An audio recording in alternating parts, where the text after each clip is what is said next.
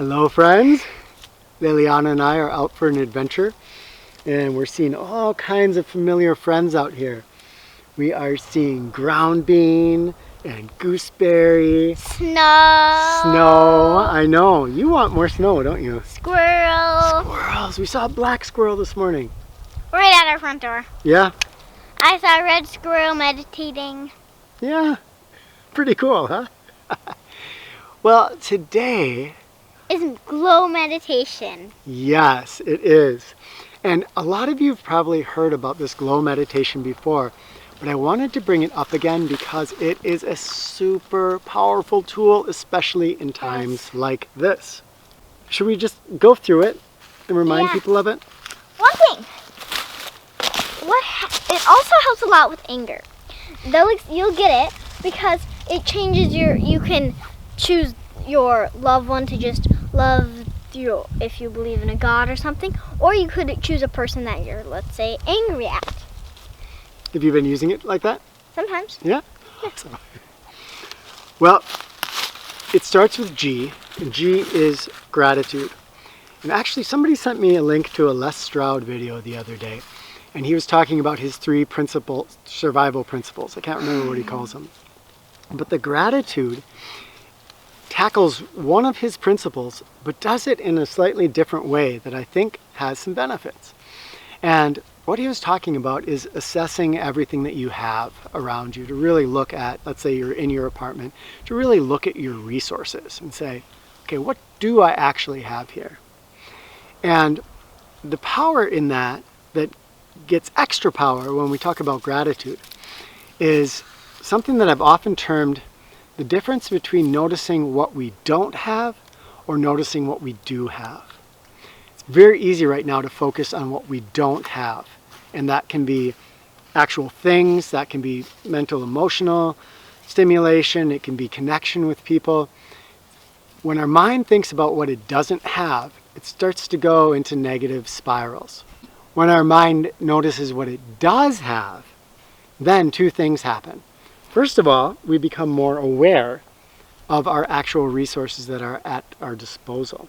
So we say, oh, okay, well, I actually can contact this person and maybe reconnect with this person, and I actually do have 2 rolls of toilet paper that I maybe don't even need now because I'm using a squirt bottle and I can give them to my neighbor, and we see what we have. But gratitude also gives us a feeling, an emotional sensation around them by having that sensation of gratitude for what we have. So it reconditions our mind sharing. From, yeah, sharing. It really gets us into that mindset that helps with sharing because we don't feel in a lack. When we feel positive and we feel grateful for the things we have, we don't feel in the same sense of lack. The second part is love, right? That's a good one. And peace, joy. Oh, in love. Love, as Mirabelle points out, can go towards a person, it can go towards a deity, it can go just towards the world. Towards everything. Yeah, but if you imagine right now, if everybody was conditioning their mind towards love, we would have more and more of the things we're already seeing a lot of, which is compassion, reaching out to each other, people being extremely heroic. This love connects us and realizes the connection that we have with everybody else. We are feeling that more than ever. Suddenly, as a human race, we've all had this thing that has brought us together in the sense that we all have this common enemy. And in that, we're often seeing the connections that we have rather than the divisions that we have been taught, I'll even say brainwashed, into focusing on in the past. We've been conditioned into looking at that. Love conditions us in a different direction. Again, it also feels really good. Both gratitude and love recondition our mind in a positive way to see things positively. That is good for the immune system.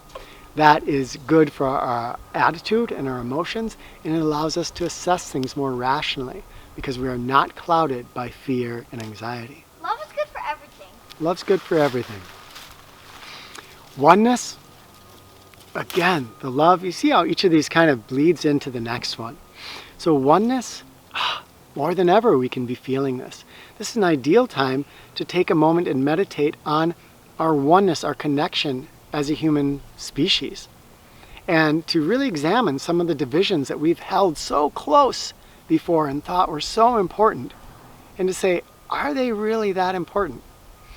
I haven't been looking around the world. I've kind of been wondering, what's happening with wars and things like that? Are people still fighting, or have they taken a break from the fighting in order to combat this thing that we are all fighting together?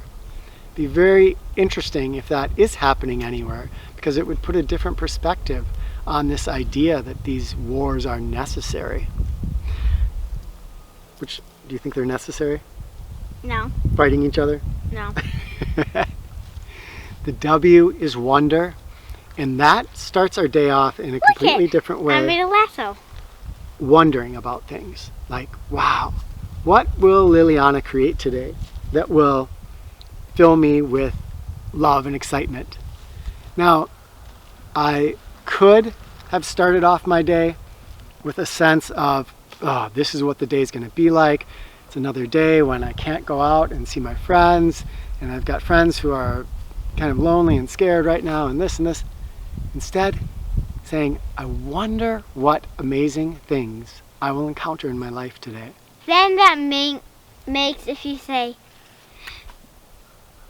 maybe I'll see a blue feather today. And then the first feather we see is a blue feather. That happened to us yesterday, didn't it? Yep. Yeah, it brings some magic into life.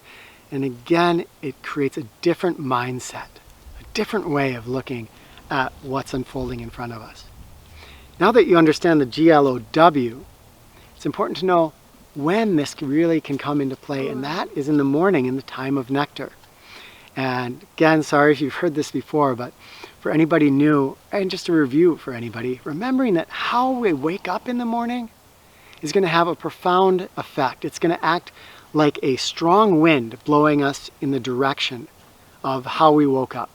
So if I wake up, oh my gosh, wonder how things are going today, and I turn on the major news channel and I see warning, bleep, bleep, then all day long I'm going to have a wind blowing me back really strongly into that mindset of if I wake up with glow, then all day long, even though there's going to be all this other things coming at me and I might deviate very far from that feeling of glow, there's always going to be a wind pushing me back towards that feeling of gratitude, of love, of oneness and connection, of wonder. Time of nectar is when you first wake up in the morning and you're still kind of groggy. That is the setting for your day. That determines the wind. So if you use glow right then, it's going to be really powerful and it's going to set the tone for the rest of the day. All right, my friends, that is really cool. Sweet. What is it? A bunch of these. Oh. They're curled up now because I'm shifting them. It's more difficult to talk now without your teeth, isn't it? Oh, my friends. So share with us in the comments if you if you try glow out, or if you've done it before, or if you just bring it back into your life right now, if you notice its effects, and share it with people. You know what? We love you so much, and we hope you're doing well. Share with us how you're doing too. We really want to know how things are going for you. All right. Love to you all. We'll talk with you tomorrow.